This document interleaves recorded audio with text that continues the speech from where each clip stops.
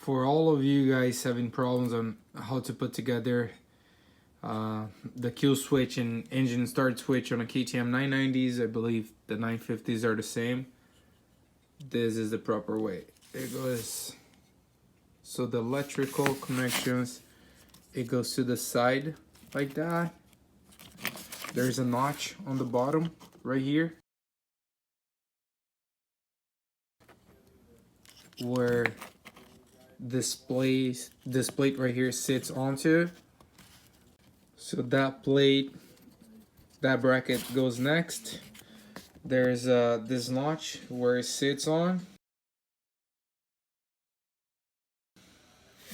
So I want to make sure everything's good, and then this hole lines up.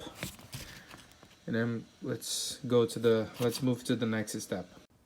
So this bracket goes next. Okay, I want to make sure that sits correctly right here.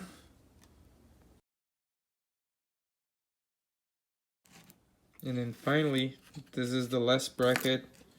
This bracket right here is the last one to go on, which is also the bracket that holds everything together by these two screws. And that's it. Back in the game. So for all you guys were struggling like I was, this is how you put back together. Want to make sure you get this wire to go under here. There's a groove. I don't think you're going to be able to see it, but there's a groove. Well, you guys will see it. There's a groove right here where these two wires able to go through, and then just get back here from the inside.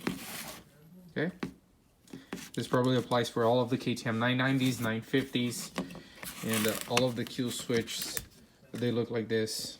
I believe there was some 690 at some point. They also had this style kill switch. Okay. That's just missing right here.